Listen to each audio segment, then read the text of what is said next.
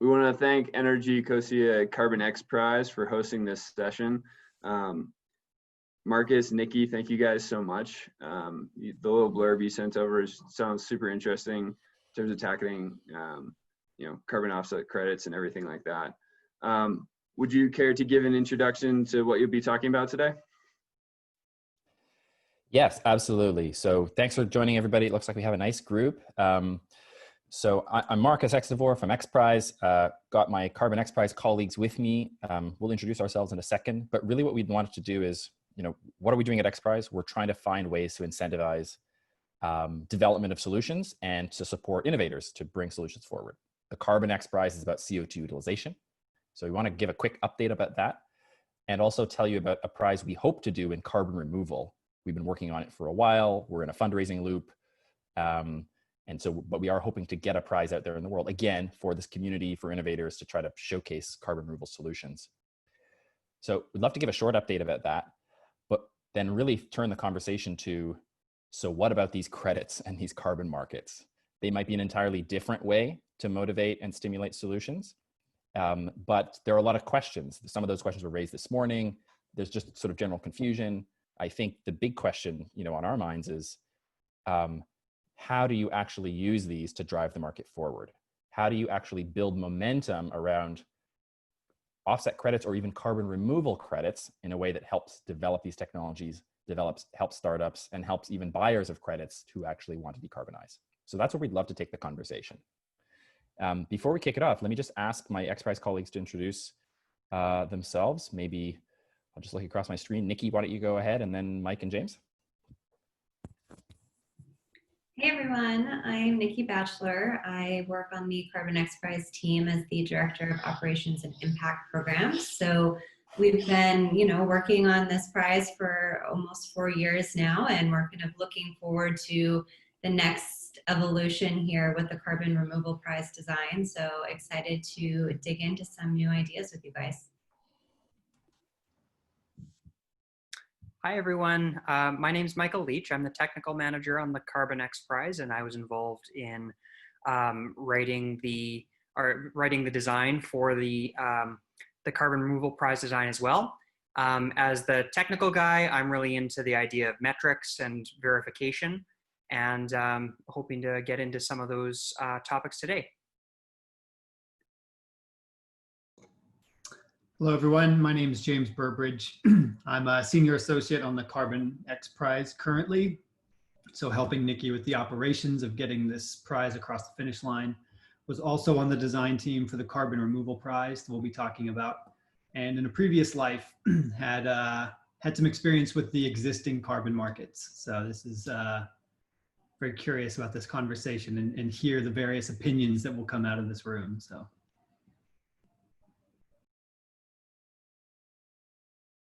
Marcus, you're muted. Yes, I am. Thank you. Okay. I was going to say, we're usually out there in the world trying to engage with people at conferences, talk about our work. Who knows when that'll happen again. So happy to just be able to put names to faces and say hi to everybody. So if you don't mind, let me take about 5 minutes and just give some updates on what's happening with the Carbon Xprize, what's happening in the midst of COVID, and what is this Carbon Removal Prize, and when's it going to happen, and how do we approach it? And then from there, get into a conversation about credit markets, credits themselves, go from there. I'll just say we want this to be an interactive session. We don't have all the answers. There are probably people in the room that have some of the answers. So we're really asking a lot of questions and really trying to get issues on the table as we think about, how could we play in that space? Is there a role that we could do to support sort of that movement?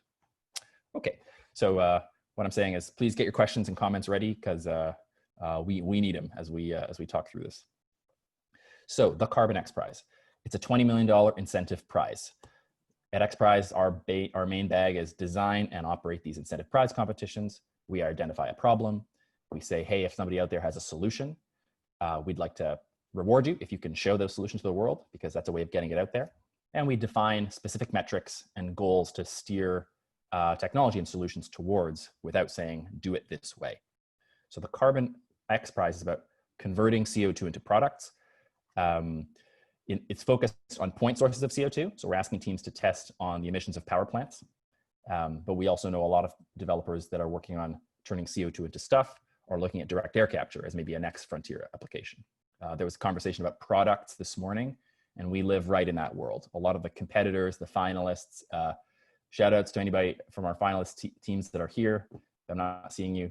They're in the final stretch. A lot of them are trying to take their technologies to market, and a lot of those go through commercial applications and actual products, whether it's vodka that air companies making, or Sky Baron's collaboration with carbon upcycling technologies, akin to what Aerie showed us this morning with what they're doing with their CO2 bracelets. The update there is that we're in the final stages of this prize. Everybody has to demonstrate a small industrial pilot that shows they can really turn CO2 into a real material. And they have to do that at industrial test sites in Wyoming or in Alberta. I think 3 or 4 of the teams were actually on the site operating in March when both sites had to close because of COVID. Shipping's delayed, visa applications are delayed, travel's delayed. So it's a bit of it's a curveball for everybody, like it is for all of us. The test centers are just starting to crack open again as Alberta and Wyoming start to thaw out a little bit. We've pushed the deadline into the end of this year. So we're on track to see people demonstrating this technology through the summer, through the fall, and hope to be able to award that prize early next year. So stay tuned for that. We'd love you to, ask us questions about it, check out what's happening with the competitors, ask them questions, actually get involved with them. As I said, a lot of them are at the point where they're trying to take their products or technologies to market, or maybe are already in the market with a product and are just trying to grow their business from there. Now, the carbon removal prize. We'd love to take the same approach and say, listen, how can we help to catalyze and grow this ecosystem that's quite at an early stage, but there's definitely momentum there. There's definitely a need there. We know we need carbon removal from a climate perspective. It's not just a nice to have maybe in the future anymore. It's something we need to meet all of our 1.5 or 2 degree pathways.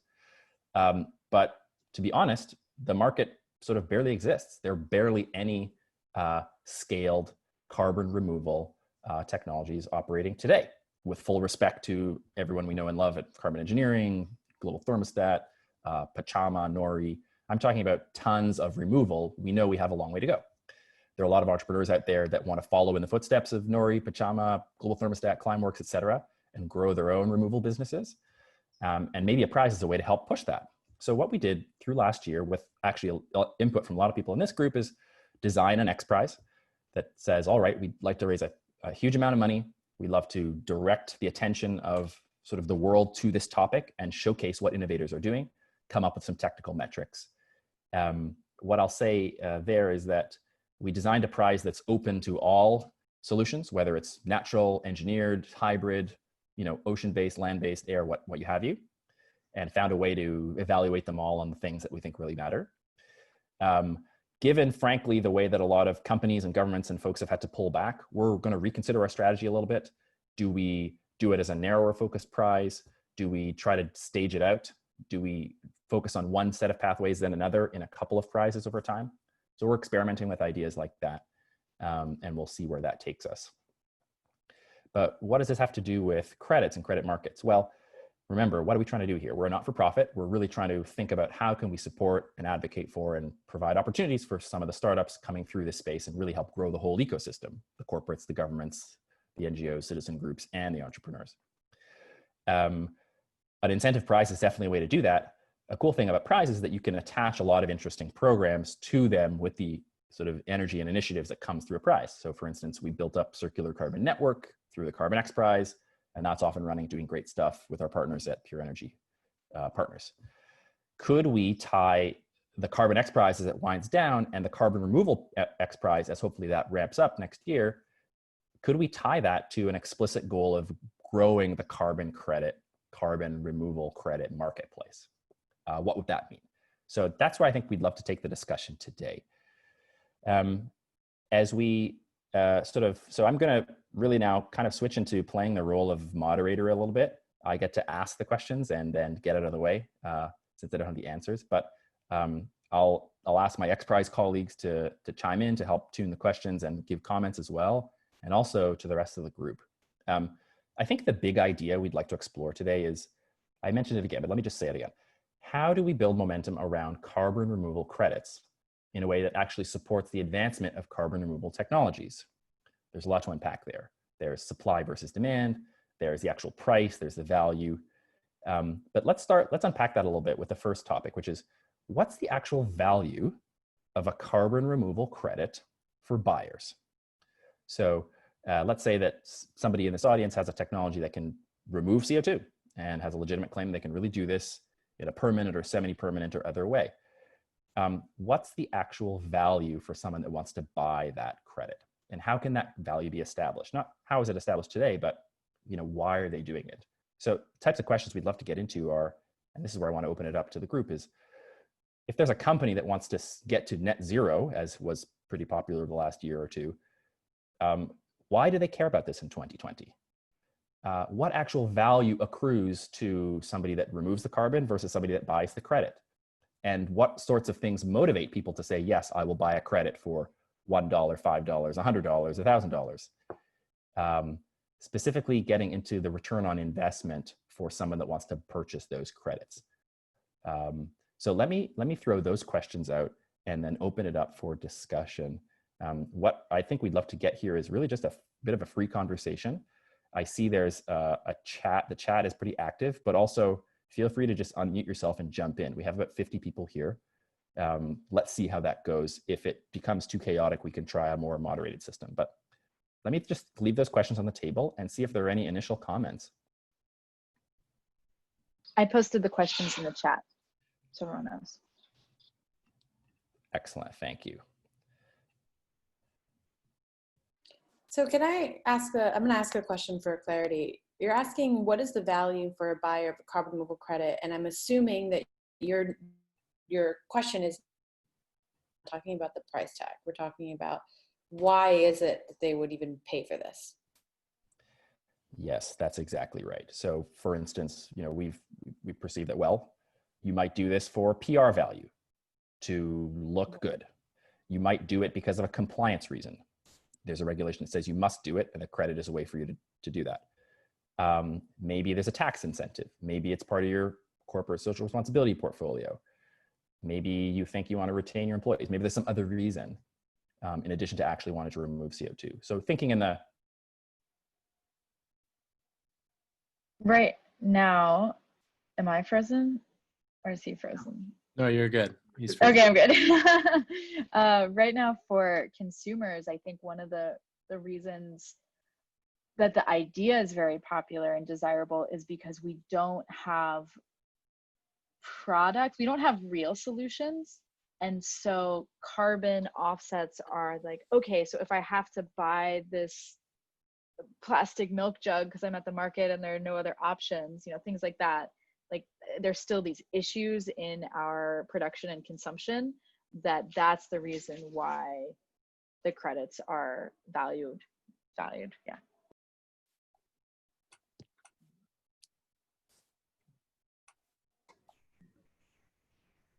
So I can address this when you got a chance. I was just saying, well, no, go ahead, because I've got a follow-up question to that, but you go ahead, Jim. Oh, okay. So I have a company, and then we've been working on direct air capture machine for over a year, and we demonstrated one at the Climate Summit in San Francisco. So we're now getting ready to build a machine for greenhouses, and we designed it to scale it. And we've heard about this XPRIZE at the UN when I guess the XPRIZE CEO spoke there. So we've been looking at this. So if you look at, there's cap and trade in California. And we've been looking at this offsets because we want to build a much, much, much bigger machine, like 50x bigger, and generate at least a ton a day. And so we started to look at this, and we looked at what the cap and trade, what it cost emitters in California. And if I recall, it was around $20. So, and I have to admit that I don't know a lot about this, but we're gonna be going for it in say 3 or 4 years. We think this is gonna happen big time. And so it's around to like $20, $30 is what we're thinking that somebody that emits CO2 into the air would pay for an offset. So am I anywhere in the ballpark? You're not wrong, but I do want to step in and just provide a bit of clarity. So those people are doing it for compliance reasons. The state forces them to do that. Yes. The state sells them these credits. They go into auction every year and they buy the credits from the state. The offsets you're talking about that you would want to supply, you'd have to get them. They fit within some very specified methodologies that the state of California has kind of built. Right. The value of those offsets is generally about 12% lower to 8% lower than the credit value. So if a credit is $30, then your offsets would be worth 12% less of that. And then you have to maintain their value over a number of years. So it's a tricky program to work with, but then also I think that it's worth disaggregating compliance markets, what California wants you to do and what corporates do of their own goodwill, what Microsoft wants to do when they're buying credits, because they're very different things. And I think what we're talking about, redirect me here, Marcus or Nikki, if this is going too in the weeds, but what we're talking about is why do corporations buy these when they're not obligated to? Well, I think, let me answer that first, what I think. Mm-hmm. So I know some people who work in this business of offsets in California, and they told me that through some legislation action, things can change. Definitely. And we really don't know where it's at right now, but I'm betting that it's going to be a big deal in 4 or 5 years. And I'll have a machine by then. But it's so it's up in the air, but it's going to be $20 is going to be hard. It's going to be hard to make a ton for $20. A lot of those large scale machines that are being built now. So we're looking at what we have to do is build a machine that does it much cheaper with less power. And we're not relying on how things are done in the past. We know that we have to reinvent some things, and that the market's going to change. So maybe it'll be around $20 or $30, something like that. But there will be a market for CO2 in the future, and it'll be a big thing. So, but we're not making our bets on whether we get offsets from our machine. We can build a 1 ton a day machine that we can sell into agriculture that'll have to do a giant greenhouse. It's because a lot of that's going to go that way. There's going to be a revolution in agriculture business with what we're building here. So, any other comments on that question? Jim, sounds like you're basically saying legislation will force the market. Yeah, that's one thing. But I'm also saying the future is it could be different. It could be 5 times what that. Okay. What we think now today, because we really don't know. It's the unknown. So that's Eli had a comment, I think, and then Alessandra. Yes. Yeah, thanks, Marcus. I was just going to say that right now, the sort of division between the voluntary carbon market and the compliance market is actually very beneficial for carbon removal, because I think of the voluntary carbon markets as sort of a place where you voluntarily tax yourself for your emissions because your government hasn't gotten its act together and made a compliance market, which is a bad thing. We want all voluntary markets to ultimately be subsumed by compliance markets. But what's interesting is that it's very dangerous once carbon removal enters compliance markets, because if you look at how the Paris Article 6 negotiations are going, it's probably going to allow all manner of things to be in the system, and they're all going to be fungible, just the way they were under the Clean Development Mechanism in Kyoto. And that's really dangerous, because you've got corporates right now, some corporates that are willing to pay a premium for carbon removal. It's going to be a lot harder for them to convince their management and their shareholders to do the same when a compliance mechanism, when a government is telling them that all carbon credits are the same, all of these particular species of carbon credits are the same.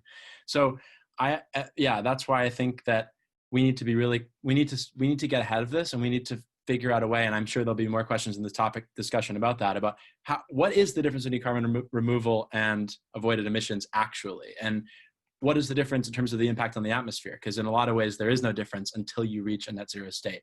But in any case, for right now, I would say that the only people that are willing to pay this premium are companies for whom their recalcitrant emissions that they need to offset are a very small percentage, very small, right? Like Nike isn't going to buy these, but Microsoft can, because it's really cheap for them to offset all their data center emissions. They're happy to pay a premium.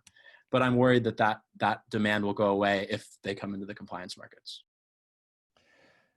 Before we go to Alexandra, I definitely want to dig in on some of that, but Eli, is there something about Article 6 that has already determined that carbon removal credits and carbon avoidance credits need to be lumped together? Or do you think there's a way to get ahead of that there? I'm just not familiar with that enough to know. Yeah, I mean, the scary thing is I'm not actually sure what room there will be for any kind of carbon offsets, because under the Kyoto regime, there were two kinds of countries, developed countries and developing countries. And the developing countries didn't have to measure their emissions, and they could do cheap abatement and sell that to the other countries. Now that doesn't exist anymore because everyone has to have an NDC. So in what way will there be a parallel market for carbon offsets? I actually don't know. And I actually don't, yeah, it's so opaque to me what's happening with those discussions. But I will tell you that the lobby for avoided deforestation offsets, which in my mind are the most criminally useless offsets in the world, is so powerful. And I think those are going to get in. So I think that a lot of the crap that we are all working to get rid of, that we saw in the 2000s under the clean development mechanism, I think that those offsets are going to sneak in and be allowed as well. And so if there isn't like some differentiation between carbon removal and avoided emission offsets, everyone's just going to buy the cheapest thing. Okay, Alexandra, you wanted to get in here, or do you still want to?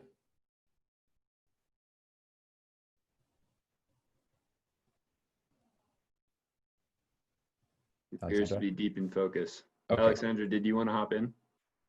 Oh yeah, you guys froze for a second. Yeah, I think it's a really good question. And for context, my name is Alexandra. I am co-founder at Nori, and I deal with the sales and biz dev. And I take the calls where people say, let's schedule a call. We want more information. And so with regard to what's the value that businesses are sharing with us, granted, it's probably a segment of the market, but we talk to large corporates, small businesses, startups, and the main motivations are some type of corporate social responsibility, but really just wanting to be consistent. I think that there's I don't know what book it was, maybe it was Dale Carnegie, but that human beings always want to be consistent with what they're saying. And so lots of tech startups like Stripe, when they make these initiatives to go carbon negative, it usually comes from executive leadership, is what we're finding. So if the executives have values rooted in climate change and want to do something about that, then that changes the game, and they're able to create these initiatives that then will set aside funding within the company to pay for carbon removal. And we've sold a little under 10,000 tons from our pilot project, which we launched in October at $16.50. That's $15 for a farmer. So we're regenerative agriculture sourced right now. We hope to include direct air capture, of course, in the future, but we have to start somewhere. So we start with farmers in regen ag, and our pilot farmer, Trey Hill, decided to sell his carbon removals for $15 a ton. We took a 10% transaction fee. We just upped it recently to 15%. But the value is there. It's consistency and brand. And these are usually people, organizations who really care about the dialogue between their customers and their brand themselves. Yeah, that's what I would have to say for that. Okay, I appreciate it. I'd love to shift the conversation a little bit into something that Eli mentioned, but I think it's sort of a subtext for this conversation.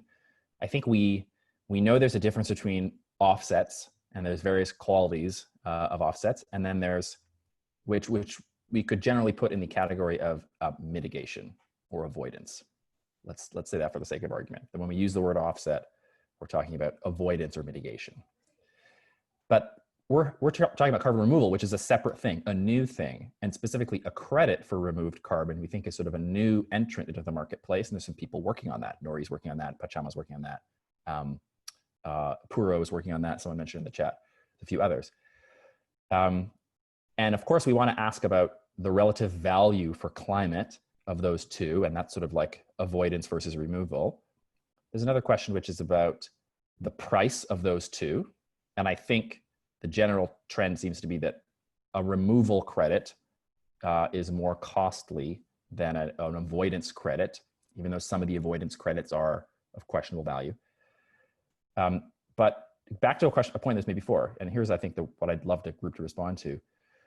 How do we get the Microsofts and the Stripes of the world, not just to be an example for others, and inculcate this sort of culture shift that carbon removal has value, and therefore carbon removal credits have value that is distinct from offsets or mitigation credits, even though both are important, and maybe even more valuable. This is all kind of points towards how do you convince someone to pay, let's say, $100 a ton for carbon removal credit when there are cheap offset credits available in the market? That's sort of like a killer question in a lot of ways, but back to I'll just try to reframe it again. How do you talk about, or how do we incentivize as a community, sort of that culture shift, maybe it's education, towards understanding what carbon removal credits can bring and what their value might be?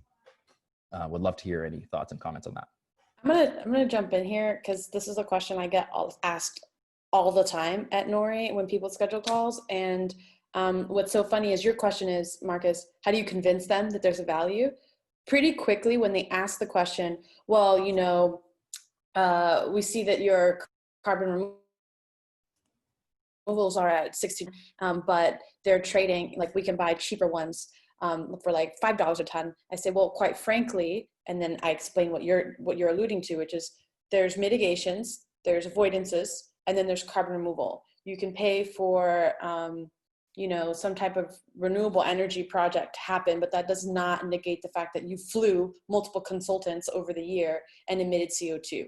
The only way to really negate that is to pay for the removal of that. As soon as you explain that, like basic math, and illustrate that, it's almost like, okay, great, here's my money, which is a funny thing because I did not expect that. But for the most part, people, they want to, I think when it comes to businesses who are wanting to buy carbon removals or offsets, they're the most concerned about the credibility of it. So when you pair this premium price tag with, hey, it's a direct response to one of your biggest concerns, which is, are you going to be held responsible or painted negatively because you supported some project that didn't actually do anything or did harm, and we're essentially assuring that that wouldn't happen for you, it kind of sells itself, is what I've experienced. Sure. If I could hop in here too, Alexandra, I think you make a good point there in terms of delineating the difference between the two and how one does not necessarily make up for the other. But I think something to flag here is that people who are reaching out to you to understand this better are a different population than, you know, the broader corporate structure, the broader, structure of humanity in terms of how people are thinking about this. So Marcus, how much of your focus is on addressing these early adopters or people who are conscious and active now and making a compelling case to them versus broadening the awareness and addressing the needs and understanding of people outside those initial and early adopters? I would say, and other XPRIZE folks chime in, but I would say it's broadening the audience. Stripe has done this for a reason. Microsoft does it for a reason. Whatever the reasons, it's great. How do we get the next company to do that? How do we get the next 10 companies to do that? Are they going to come with the same motivations that the companies we know of have? And like to your point, are they going to take a broader look? I'm just an average corporation that's trying to do something. I'm not a leader necessarily in carbon removal. I just want to do it. Why should I pay more? Explain this to me. Or like, I don't even understand the difference. How do I navigate that? Can I make a point, Marcus? Please. It's Jen here, if you can't see me. For those of you who don't know me, I'm with Carbon Cure Technologies. So we're a carbon removal company that generates both sequestered and avoided reductions. So this is a conversation that's super relevant in our business right now. And we've spoken to Stripe and Microsoft and others about this. And I think one distinguishing sort of feature in my mind that's kind of emerging is the sort of technology-based, like engineered solutions around carbon removal need to scale. And so in order to, or one way that we can do that, like as a community, is to inject more cash into that space through like higher offset prices compared to like say forestry, where like $1 in, $1 out. I don't, maybe correct me if I'm wrong, like I'm not poo-pooing on forestry or anything, but you know, you buy a ton, you plant a tree, and it's over. But on the engineered solutions side, you're investing in a space which will arguably, you know, bring more users, bring more investors, and then all of a sudden that industry is scaled. So I think it's a sort of differing perspectives around what the money can actually do beyond just the reductions. Great point. Others want to jump in on this?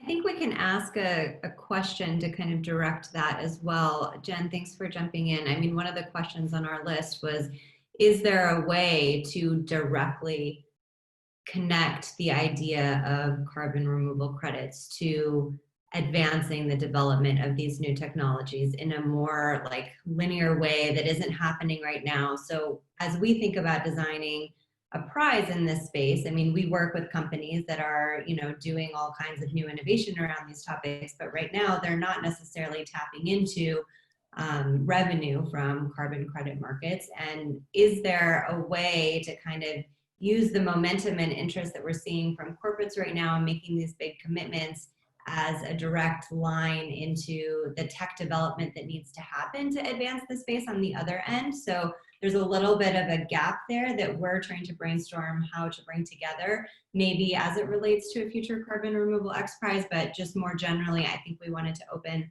that conversation up to see if people had ideas there, creative ways that, you know, haven't been tried.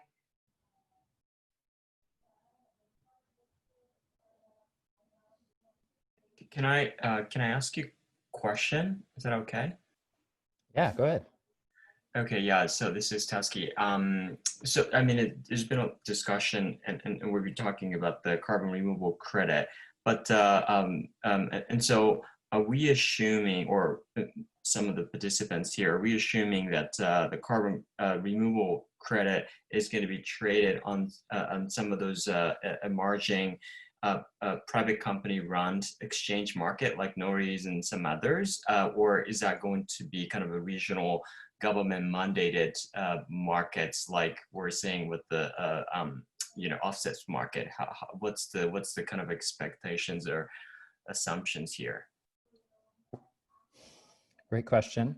I would say, just for the sake of this discussion, let's assume these credits are traded on a private market platform. If I had to guess, I would say realistically, it'll be mixed in different jurisdictions. Some, you know, some might be part of, you know, some regional markets, but just for sake of argument, let's assume that in early days, you know, or sort of the next company that wants to make a big announcement and say, I want to offset all my historical emissions or something like that, remove my historical emissions, sorry, with credits. Let's assume that they go to a private market to get those credits. But, you know, Nikki's question is, if I am a developer of projects that remove carbon today, can I use credits to finance my business? Is it revenue for me? Is this a way for me to grow? Or is this something that I have to like grow into, and then maybe I can be part of that conversation?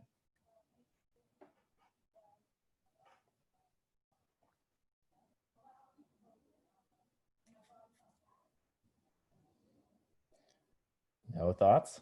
I mean, it's a bit of a chicken and egg. Corporations will come when there's enough volume, but how do you get enough volume with a bunch of nascent technologies? It's a really tricky balance there. I think at the beginning, you probably would just see corporations taking certain startups under their wing and taking all of their credits for an amount of time. But it's, you know, it's all very conceptual thinking about it at this point. Can I make a point on that? Yeah, I'm looking at you, Jen.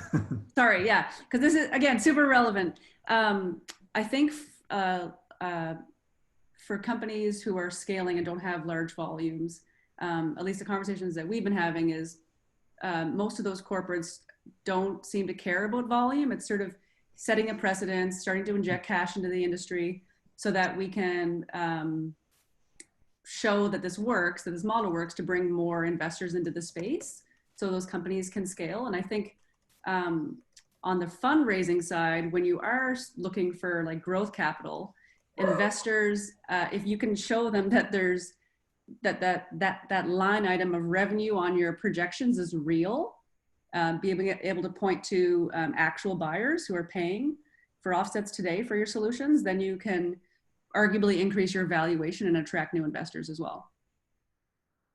Yeah, and the perspective from public markets, which is probably the only thing I'm bringing to this crew, is that the way to make a new exchange successful from a volume standpoint is to farm out a part of the ownership to the key stakeholders.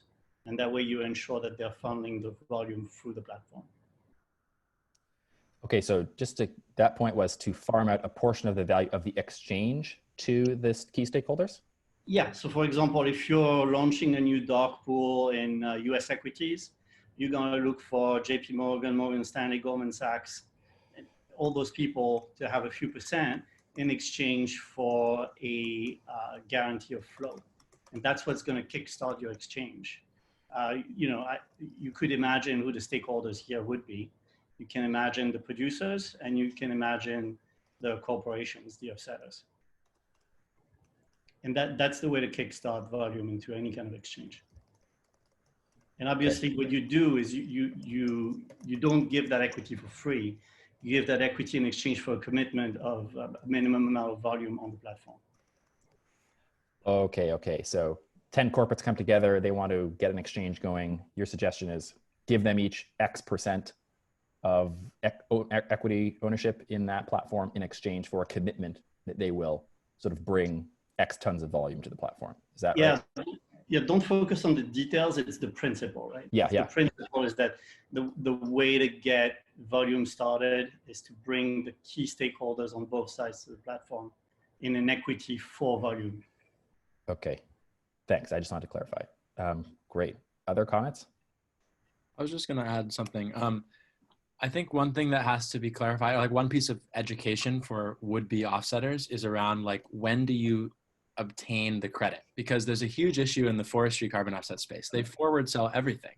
You get all the carbon credits on day 0 when the seedlings are planted, even though they take 60 years to grow. Whereas sometimes you can imagine somebody will like sequester a bunch of carbon and then they have a pool of credits that they're kind of ready to sell and then they could sell them.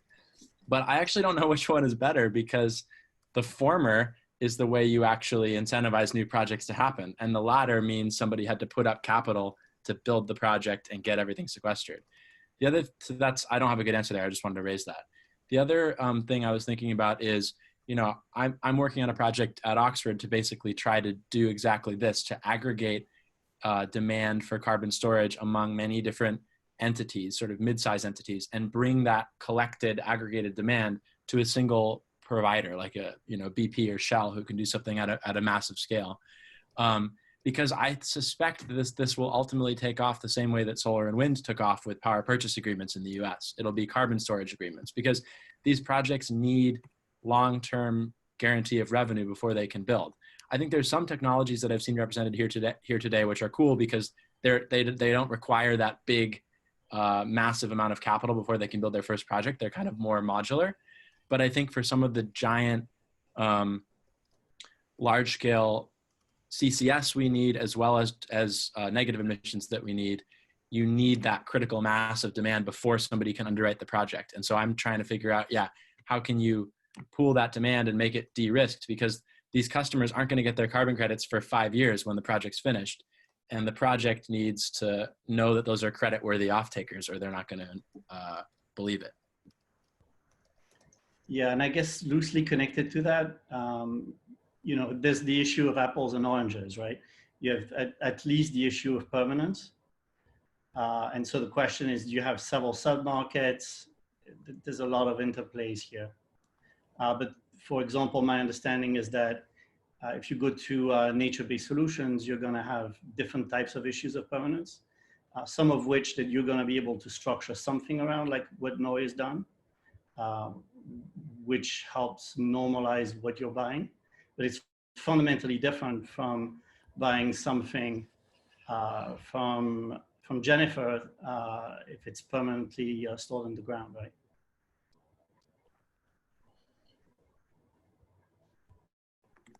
That's a good question. So for Xprize, how are you guys going to think about, you know, different people who submit applications to the prize are going to have different number of years of alleged permanence?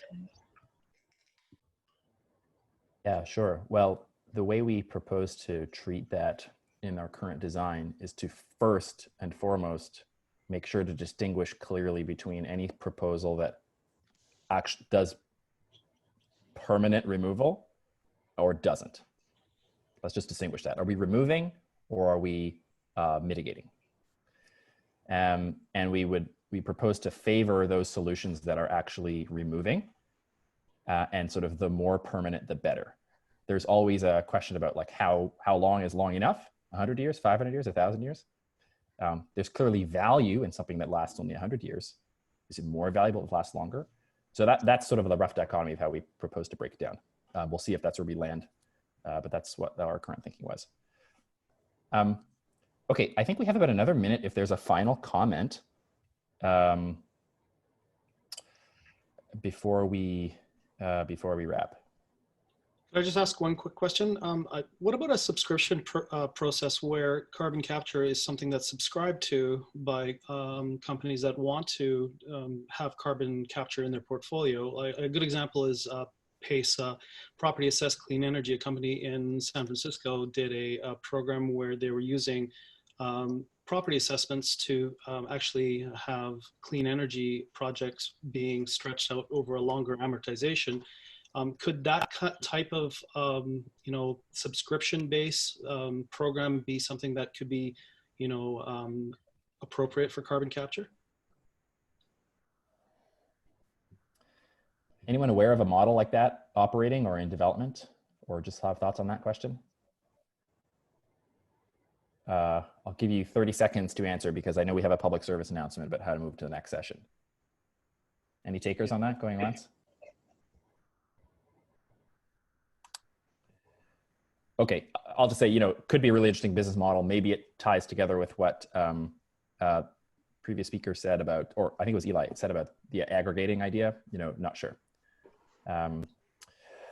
Okay, I know we have an announcement about how to go on to the next session. So let me just say thanks everybody for tuning in. Really appreciate your comments. We know this is the beginning of something. Thanks for those deep experts that joined to give us some of the knowledge. We're probing these things and we're trying to see if we could contribute to this from our position at Xprize. Let me close there, say thanks again, and turn it back over to our main hosts. Yes, thank you so much. All right, thanks very much, everybody. Really appreciate your thoughts today. Take care. Thank you. Thanks, Doug. Thank you, Team Xprize, for leading that conversation. It was awesome. And thank you all for attending. As Adia mentioned, you can find the AirMiners conference, all the links and descriptions in a consolidated place. We look forward to the next session.